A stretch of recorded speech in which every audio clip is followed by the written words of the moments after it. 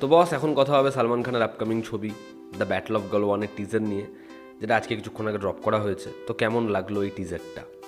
আজকে সালমান খানের জন্মদিনের দিন। আমি চাই সালমান খান সুস্থ থাকুক, তার যা শারীরিক সমস্যা যেগুলো সে এর আগে বলছিল সেগুলো সব ঠিক হয়ে যাক, সে আবার বক্স অফিসে রাজত্ব করুক, 2010-এর মতো আবার তার ফেজ স্টার্ট হোক, একটা লং জার্নি শুরু হোক, আবার সে ব্লকবাস্টারের পর ব্লকবাস্টার দিক, এটাই চাই। এবার আমি সত্যি এই ছবিটা নিয়ে, ব্যাটল অফ গালওয়ান নিয়ে ভীষণ ভীষণ এক্সাইটেড ছিলাম। তার কারণ এটা একটা যে গল্প অবলম্বনে, যে ট্রু ইভেন্টটা ফলো করে ছবিটা এগোচ্ছে, সেটা সত্যি দারুণ। এবং সালমান খানের সত্যি কামব্যাক দরকার।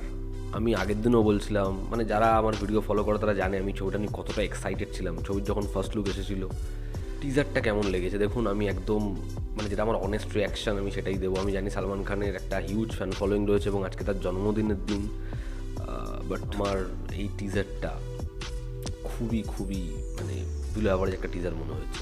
মানে যা এক্সপেকটেশান ছিল এই টিজারটা নিয়ে, সেটা একেবারেই ফুলফিল হয়নি। খুব সত্যি কথা হচ্ছে এটা। এবং যেরকমভাবে এই মোনোলগটা চলছে, সালমান খান যেরকমভাবে ডায়ালগ ডেলিভারি করেছে, মত তো আনি হ্যাঁ, খুব খুব মনে হচ্ছে সিকান্দার বা বাদবাকি রাধে সেই ছবিগুলোতে যেরকমভাবে সংলাপ বলেছে, কোনো এনার্জি নেই, ঠিক সেরকমভাবেই সংলাপ বলছে। খুব ল্যাদ সংলাপ। একটা সংলাপ শুনে যেরকম গা গরম হয়ে যায়, রক্ত চাগার দিয়ে ওঠে, ওরকম কোনো ভাইবস নেই সংলাপে।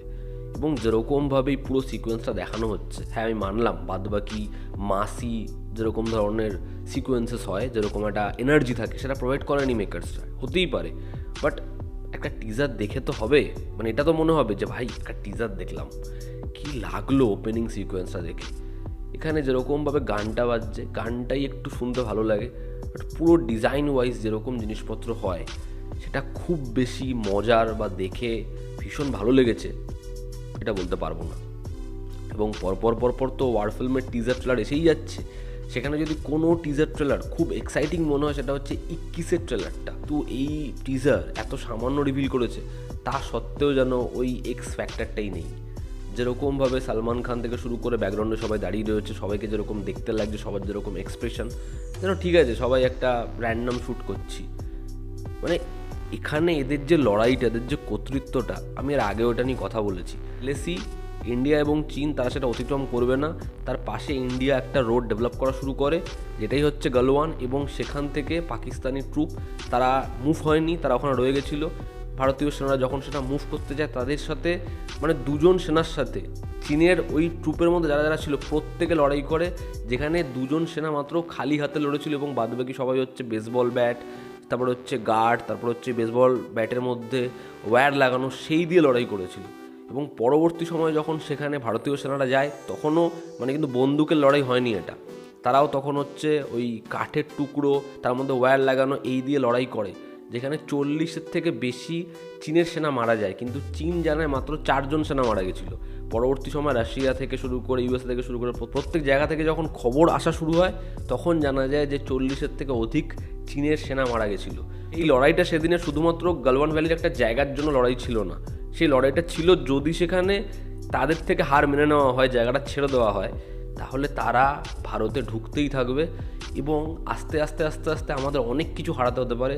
এবং প্রথম থেকেই না লড়ে আমাদের হারটা মেনে নিতে হবে, এই জন্য লড়েছিল। তো ভাবো তো সেটা কতটা ইম্প্যাক্ট ফেলতে পারে। এরকম একটা ট্রু স্টোরি, সেরকম একটা ঘটনা, সেটার ওপর বেস করে বানানো ছবি। সিকোয়েন্স দেখো, ব্যাকগ্রাউন্ডে যারা প্রত্যেকে দাঁড়িয়ে রয়েছে, কীরকমভাবে সালমান খানের যেরকম এক্সপ্রেশন, সেটা খুবই খুবই মানে বিলো অ্যাভারেজ, খুবই সাদামাটা।